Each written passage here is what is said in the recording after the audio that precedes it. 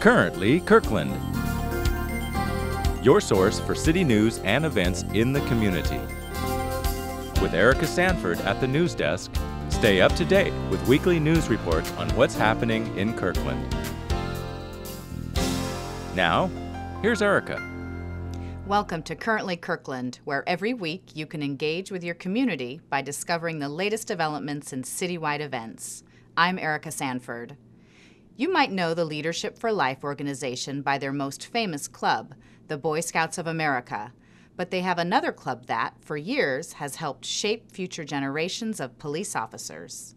As feature reporter Christian Knight reports, these police explorers learn how to handle a variety of social issues through monthly practice and up-close observation. New Year's 2009. 18-year-old Matt Nugent was riding along with a Kirkland police officer when dispatch beckoned them to a scene of domestic violence. And the suspect actually turned on the officer and they began to scuffle, and so I remember grabbing the radio that was in the vehicle and calling out for help because the officer couldn't do so himself. I got on the radio and said, "Paul King 5's in a fight, needs help." And that's what I said. I said that twice, I repeated it, and within a matter of seconds there was help that was there. I remember getting recognized later on for that, and that was something that really stuck with me and is special to me to this day. So we have a thing within the police department, it's called the Chief's Coin, and it's simply a token of our appreciation for a job well done. So now, Matt, I'd like you to come up and I'd like to present this to you.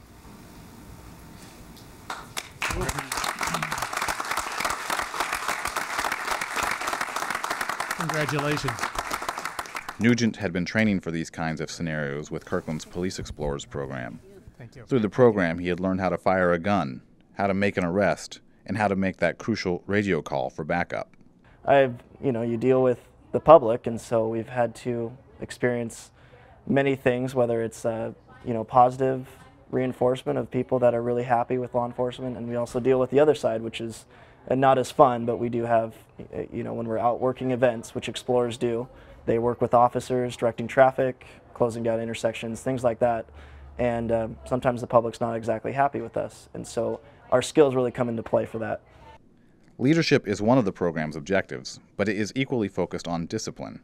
If explorers' grade point averages drop below 2.5, they are dismissed. If they violate the law, they are dismissed. If teenagers can abide, however, and most do, they have the opportunity to pursue their passion up to the national stage. We train them basically what police officers do, whether it's traffic accidents, doing traffic stops, whether it's doing domestic violence scenarios. Basically, they learn everything we do. They get to go for ride-alongs, which I think we talked about where they remain in the car at the time, but they get to see what officers do. So it's one of the perks. It basically gets them, like I said, they're hands-on with police officers, and then they also get to take that experience onto the real world if they want to train to become a police officer, which a good percentage of them do. Last year, Kirkland's explorers ventured to Atlanta, where they competed in a biannual nationwide tournament testing explorers' competence in one of 13 different disciplines, ranging from traffic stops and domestic violence to target practice and crime prevention. One that my squad got to do was the traffic collision investigation, and so we're here outside in the heat of Georgia in the middle of the day in July for about an hour. And it's really hands-on. Here we have classes where we talk about a lot, and they're not teaching you. There's not somebody walking you through it. It's they expect you to know it, and you go and you got to apply what you know. And it's not like they're telling you, hey, you should have done this. They kind of watch you and they grade you when you're done. The Kirkland Explorer team that competed in crime prevention scored above the 90th percentile and finished 4th. They train those 2 years basically to prepare for that one. And our next one's coming up in Colorado in the July of 2012. We have a meeting every second and fourth Thursday of the month. So each meeting we have a set schedule of what we're training them on. So like this week will be defensive tactics and arrest procedures. Explorers can be as young as 14 and train until they are 21. Currently, 14 of Kirkland's youth are enrolled in the program, and the police department caps enrollment at 20.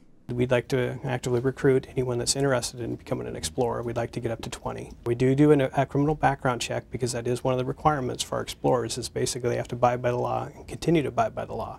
So background check is done.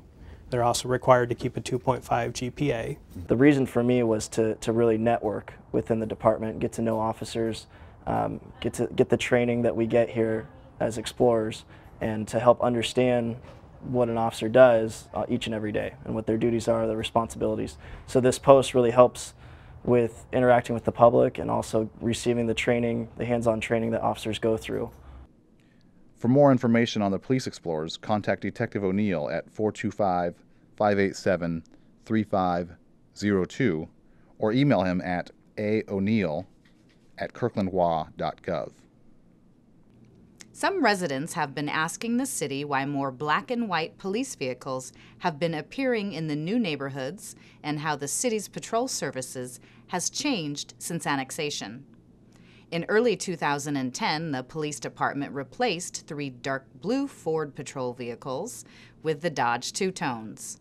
Annexation required more patrol officers and 6 more Dodge Chargers. Since then, the police department has added more black and white vehicles. Now, 13 of the department's 17 patrol vehicles are two-toned black and white. This was a deliberate decision by Police Chief Eric Olson, who wanted to increase public awareness through obvious visibility. Well, we believe that the visibility of police officers in neighborhoods are very important, and one of the things we did was we changed the color scheme on our cars to a more traditional black and white. And the reason for that is black and white police cars are readily identifiable, and people see them and they recognize that there's a police officer. And the change has been very effective. Of course, to protect 3 extra neighborhoods and 30,000 more people, Kirkland's police department had to do more than change the color scheme of its patrol cars. It had to add more police officers. Now, each of the 3 neighborhoods has a full-time police officer assigned to it, along with its share of a K-9 unit. And the department uses statistical data to help it allocate officers where violations are most likely to occur. Generally, these hot spots are in school zones during school hours and midnight through 2 a.m. on Thursday, Friday, and Saturday nights, when DUIs spike. Initially, when we annexed, we saw some increase in calls from the annexation area. The new neighborhoods, people were calling for increased patrols. We also had officers working school zones, trying to be highly visible in an effort to let people know that we were providing a high quality, high level of police services, and also to reach out to the community in a community-oriented policing program to work with our community. When Kirkland annexed Rose Hill in 1988, the police department received a dramatic spike in calls. So far, the 2011 annexation hasn't matched the 1988 spike. But people are calling and experimenting with their new service. We've received many thank yous in the form of letters and emails from the neighborhoods thanking us for being visible, for responding to their calls, to investigating the various cases, and also to being part of the neighborhood. And that's something that we really thoroughly enjoy, is providing that level of quality policing to the neighborhoods. For more information about the Kirkland Police Department, go to kirklandwa.gov/police. On October 28th, one hot spot that won't slip under the police department's radar is the North Kirkland Community Center. At 10 a.m. on that day, City of Kirkland officials are expecting the community center to be overrun by 200 mini-monsters, witches, ghouls, clowns, and princesses. For 2 hours, children 5 years old and younger will be swamp fishing, monster bowling, monster feeding, and monster cookie walking. It's all a part of the 8th annual Pewee Monster Bash, and every year, all 200 of the $10 tickets sell out early. To reserve your spot at one of the community's most popular kid events, call 425-587-3350 or visit kirklandparks.net for more information. From 10 a.m. until 2 p.m. on October 29th, the Kirkland Police Department will be accepting the public's unwanted prescription medication. These 4 hours will prevent millions of pills from leaching into our streams and groundwater. And just as importantly, the Take Back Your Meds campaign will keep these pills out of the hands of would-be abusers. Leftover medicine can quickly become an illegal habit or an illegal market. And if flushed down the toilet or thrown in the garbage, it can leach into streams, groundwater, and sometimes even our drinking water. To encourage the proper disposal of prescription medication, King County produced a series of public service announcements. Here's one of them.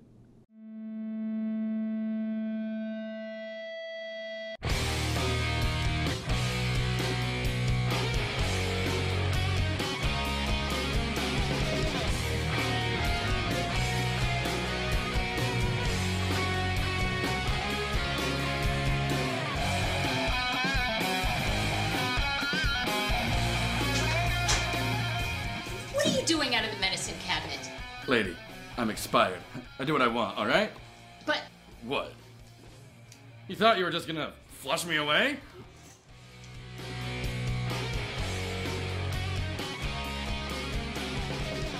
For more information on the effort, visit takebackyourmeds.org. And finally, the city's Parks Department is looking for public feedback on 2 questions. Do you think tobacco smoke should be allowed in the city's parks? And what kind of improvements and new directions would you like to see the city parks pursue? You can influence these discussions by taking a quick online survey. To express your opinions regarding tobacco smoke, visit kirklandwa.gov/tobacco survey. To help steer the city's current and future park system, visit kirklandwa.gov/parks opinion survey. Remember, you can access any episode of Currently Kirkland on demand on the city's website, on your mobile devices, and on YouTube. We'd also love to hear from you. If you have any news tips, suggestions, or comments, please send them to kirklandtv@kirklandwa.gov. Thanks for watching Currently Kirkland. See you next week.